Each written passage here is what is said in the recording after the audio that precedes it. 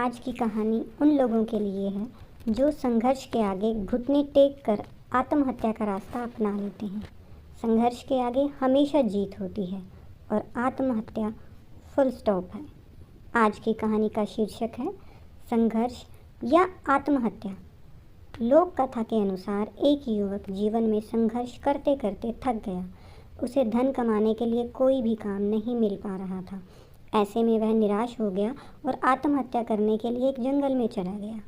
वहाँ उसे एक संत मिले। संत ने उससे पूछा कि तुम अकेले यहाँ क्या कर रहे हो। युवक ने अपनी समस्याएं संत को बता दी। तब संत ने कहा, तुम्हें कोई काम ज़रूर मिल जाएगा, इस तरह से निराश नहीं होना चाहिए। व्यक्ति ने कहा कि मैं हिम्मत हार चुका हूँ, मुझसे अब कुछ नहीं होगा। संत ने उससे कहा, मैं तुम्हें एक कहानी सुनाता हूँ, उससे तुम्हारी निराशा दूर हो जाएगी। कहानी ये है कि एक छोटे से बच्चे ने एक बांस का और एक कैक्टस का पौधा लगाया। बच्चा रोज़ दोनों पौधों को पानी देता था और इस तरह से 1 साल बीत गया। कैक्टस का पौधा तो पनप गया, लेकिन बांस का पौधा वैसा का वैसा था। लेकिन बच्चे ने हिम्मत नहीं हारी, वह दोनों की देखभाल करता रहा। इसी तरह कुछ महीने और निकल गए, लेकिन बांस का पौधा अभी भी वैसा का वैसा ही था। बच्चा निराश नहीं हुआ, उसने अपनी देखभाल जारी रखी और कुछ ही महीनों के बाद बांस का पौधा भी पनप गया और कुछ ही दिनों में कैक्टस के पौधे से भी बहुत बड़ा हो गया।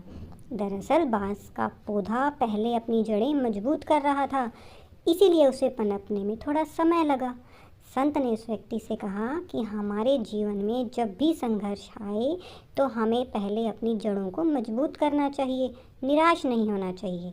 जैसे ही हमारी जड़ें मजबूत होगी, वैसे ही हम अपने लक्ष्य की ओर तेज़ी से बढ़ने लगेंगे। तब तक हमें धैर्य रखना चाहिए। यह युवक संत की बात समझ गया और उसने आत्महत्या का विचार त्याग दिया। इस कहानी से जो हमें सीख मिलती है वो ये है कि हमारे भी जीवन में जब भी बुरा समय आए तो उसका सही उपयोग करना चाहिए। बुरे दिनों में अपनी जड़ों को मजबूत करना चाहिए, अपनी योग्यताओं को निखारना चाहिए, अपनी कमियों को दूर करना चाहिए। और जब आपकी कमियां दूर हो जाएंगी तो आपकी योग्यता निखरने लगेगी और हम सफलता को हासिल कर पाएंगे।